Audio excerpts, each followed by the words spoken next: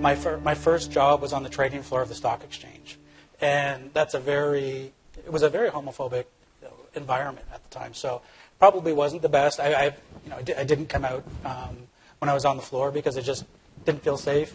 And it was back. I also have to date myself. It was when we did have a trading floor. So it was back in the late '80s. So moved to Manulife. I had 2 kids, and I was married to a woman. So in that scenario, there wasn't really any coming out. The life story is there and shared on a daily basis.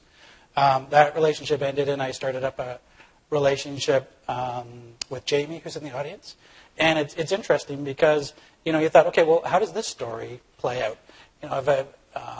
And so what I decided to do was, you look at the environment that you're in. At Manulife, there weren't a lot of senior executives out at the time, but I thought it was important to be out. So what I did was we had just started dating. I probably wouldn't do this in another scenario, but I put a picture of the 2 of us up on my desk. And that initiated a conversation. I was talking to my group of friends who were obviously, up to speed on what I was doing with my life. But then it was a point where Manulife decided to write an article about a charity ride that I did from Toronto to Montreal, and I took that as an opportunity to come out to the entire company because I just thought it was quick, it was easy, and it did generate a conversation. And it was actually quite easy.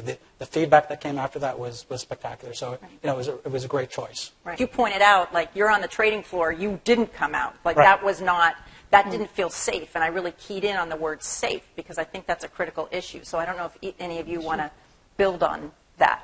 Well, I can comment on that because when I was actually in university, I was out. This was in the late 80s. But then when I started work, I actually went back into the closet. Again, put it in the context of the late 80s. And I felt that it wasn't appropriate for me to come out in the workplace.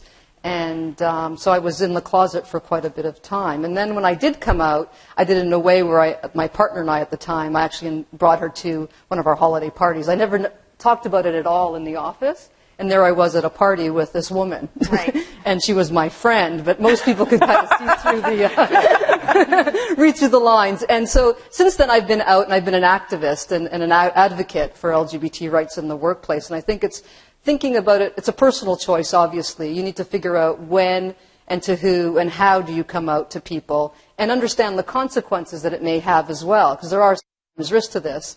And it's also about what I call appropriate disclosure. When do I disclose personal things about my life with, say, my colleagues, my clients, and so forth? So that's something that you need to think through for yourself, and you have to feel comfortable in your own skin. If you feel comfortable, usually the people you're interacting with will feel equally as comfortable with you. So that's a bit of advice and my story around coming out and how I did it.